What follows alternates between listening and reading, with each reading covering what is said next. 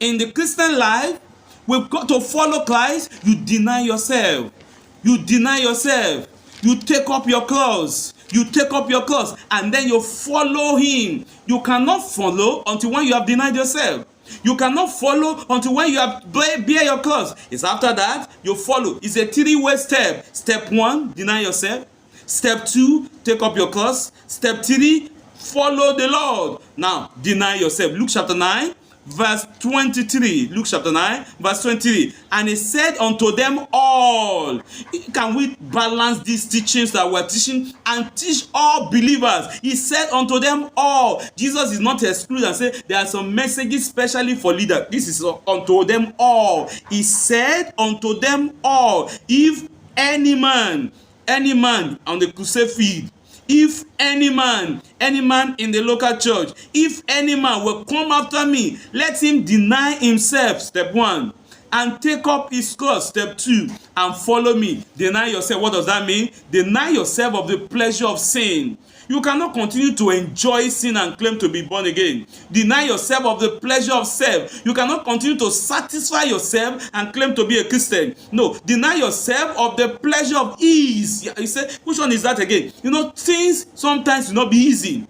You can't live a easy life and claim to be a Christian. There is a cross to bear. Sometimes it's not easy to pray, but you have to pray. Sometimes it's not easy to fast, but you have to fast. Sometimes it's not easy to go out there and preach the gospel, but you have to go out there and preach the gospel. It may be difficult. You deny yourself of the pleasure of ease. When you have to sleep and tired, when there is a program you have to attend, you deny yourself of the pleasure of sin. Deny yourself of the pleasure of self. Deny yourself of the pleasure of ease, and the Lord will help. And then he said, take up your cross. What are you taking up? Take up your cross. That your cross is your duty. Take up your duty. You have to preach to people. Take up your duty. You have to be a worker. Take up your duty. You have to do something for God somewhere. Take up your duty. That duty, that cross may be a challenge. It may be a challenge that comes your way. Take up the challenge. Don't run from the cross. Take up the challenge. Don't dodge the cross. Take up the challenge. Don't delete the cross from your message. Take up the challenge. That's your duty. Maybe your responsibility as a parent. Maybe your responsibility as a child.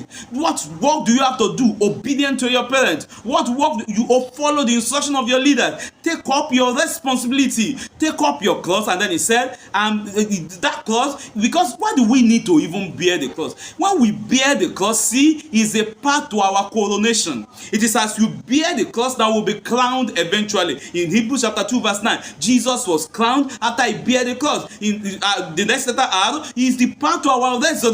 In Daniel chapter 12 from verse 2 to verse 3, it says there that the people who have won soul to Christ, who have served the Lord, they will even shine as stars. It's the part of our resurrection. We'll be risen and we'll begin to shine. And then it's the part of our ordination. We'll be ordained. Now, God has called you to a minimal ministry. 2 Timothy chapter 4, verse 5 and verse 8. You have been given a ministry. You have been given a responsibility. Now that you do your work effectively as an evangelist, you'll be ordained into higher calling. The Lord is calling us to that. And then the next letter is separation. The cross is the path to our separation. In Malachi chapter 3 from verse 16 to verse 18, you see there that those that love the Lord, who serve the Lord, God will separate them to him. He will make a demarcation, a difference between us and them. There will be a change eventually. The Lord will bless us and make our lives so specially blessed. That separation from divide us, separate us, make us distinct from the rest of the world. And the next letter is satisfaction. You know, we will eventually be satisfied because what God has prepared in 1 Corinthians chapter 2 verse 9, what God has prepared for us,